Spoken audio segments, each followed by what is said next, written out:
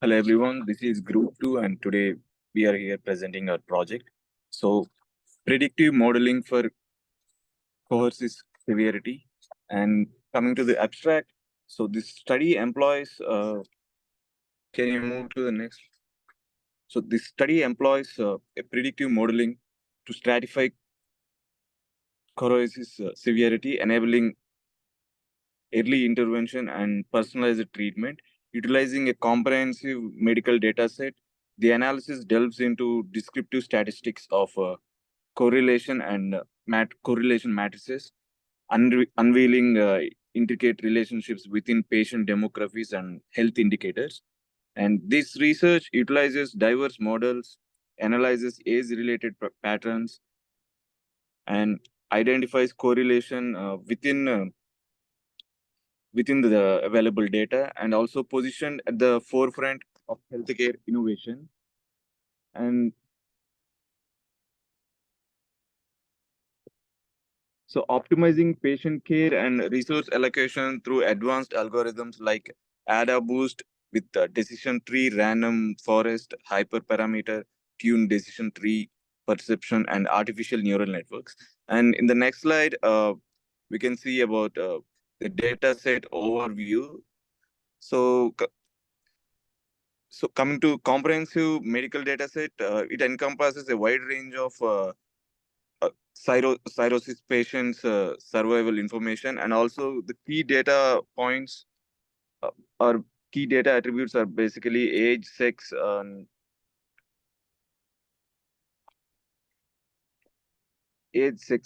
spiders, edema, bulburin, cholesterol, SGOT, albumin, copper, and and the status. And this dataset forms the foundation for our analysis, allowing a holistic exploration of cirrhosis related factors. And from now on, my teammate will continue. Thank you.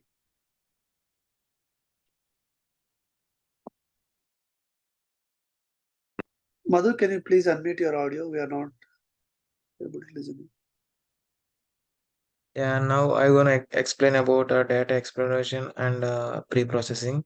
So now we load the data sets from training and test data sets from CSV files using pandas, and we use function read underscore CSV then to display few rows of the training data using the head method to get an initial look at the data structures.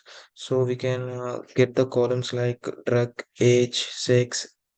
So ask spiders and cholesterol, like we can see few rows of the data of the patients.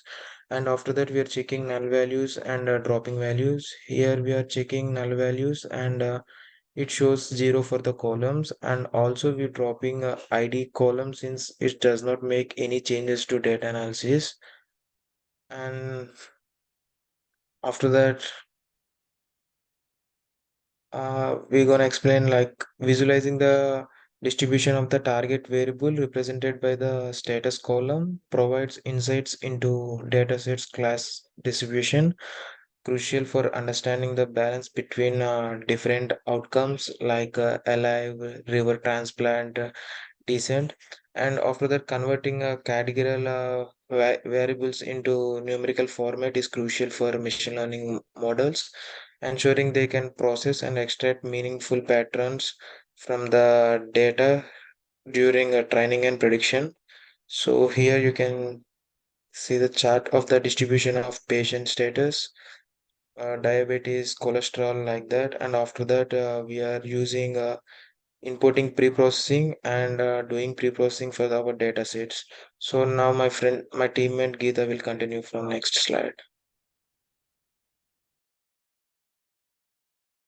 Hi, so here we can see the correlation matrix. So the generally correlation heat map displays relationship between variables using colors or with any warmer shades, indicating strong correlations, which shows the data analysis and pattern identification. So from this particular correlation matrix, we can see there is no significant correlation between any variables. And the next step we are doing is the separating the target variable. As here the target variable is status, we are just dropping it from train, like we are just separating the target variable. And next, when coming to the model evaluation, the first step we do is splitting the data into train and test set in 7:30 ratio. And the next algorithm we used here is the AdaBoost with decision tree. So the first here we created the AdaBoost classifier, and it is used as base estimator for the AdaBoost model. And the next we are training the AdaBoost model using the train set, and it performs the iteratively fits weak learners to the data and adjusting the weights. So, and then we are evaluating the accuracy of the AdaBoost model on the test data. And here, if you can see, after measuring the accuracy, we can see we got 81% accuracy for this particular model. And the next one here is like we also perform dimensionality reduction. Here we used principal component analysis. It is utilized to condense the feature matrix from like 18 to 7 components, like, and we reduce the dimensionality of the dataset while preserving no essential information. So when we reduce the dataset, it can perform better and show the effective results. And here are the snippets of the dimensionality reduction. And to perform the model on this, like, we are again splitting data set after DR method. Next, my friends. Yeah, hello everyone. Now here in the model evaluation random forest classifier, the application of a random forest classifier on this reduced dimensional data set is aimed at constructing a predictive model based on the principal components. This approach helps discern the most influential features and providing insights into their contribution to predicting the target variable status in the cirrhosis patients. So here the code snippet related to random forest classifier, it is importing from the sklearn, and here we are passing all the max depth and minimum samples, like all the variables and the data. And next we are doing predicting based on the XT test, and we are sending the YD test and target predict to the accuracy score. And finally we are printing random forest score, and this is the random forest score of the classifier, 78.0 and so on. And coming to the next slide, it's related to again like model evolution, hyperparameter tuning.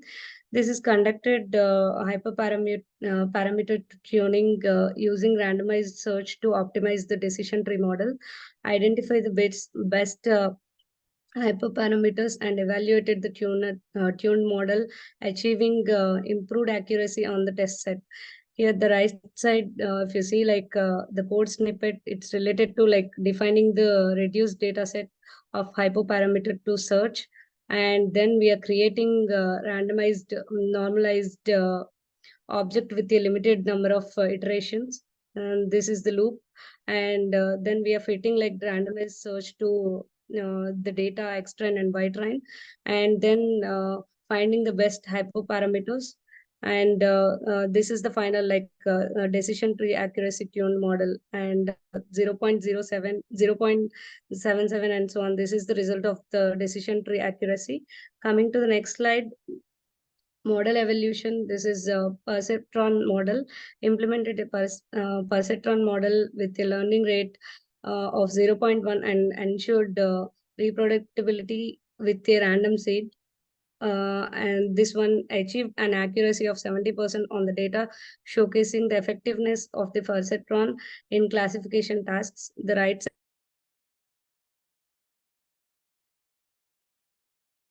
accuracy by using this is 0.70. Yeah, the next slide will continue by my teammate.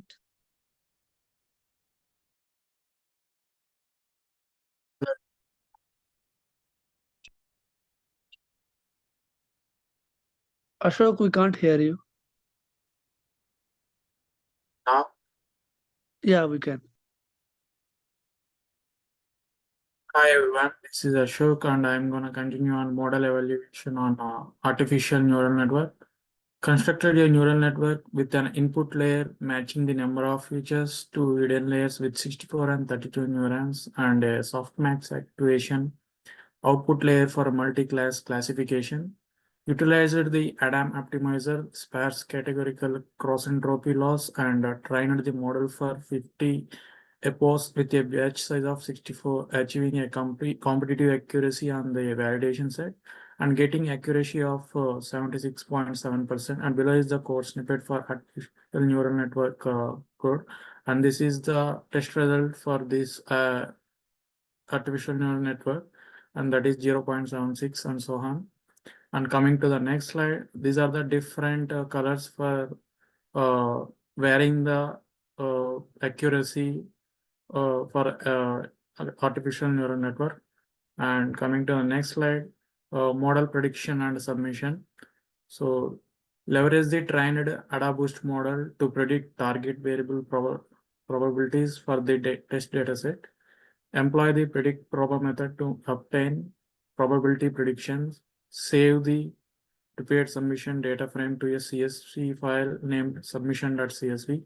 So this streamlined process ensures the creation of a submission file with accurate predictions adhering to the competition's required format. And below is the AdaBoost build decision tree achieved highest accuracy among all models we are using it to predict the target variable for test data. So this is the output of this accuracy of all the predictable data. And next slide will be explained by my teammate. Thank you. Yeah, my name is Praveen. I'm going to explain the result reporting. The AdaBoost with decision tree attained the highest accuracy of 81.83% and demonstrated robust performance in capturing the integrate patterns. And in the random forest classifier, scored a commendable accuracy of 77.91% on the test set.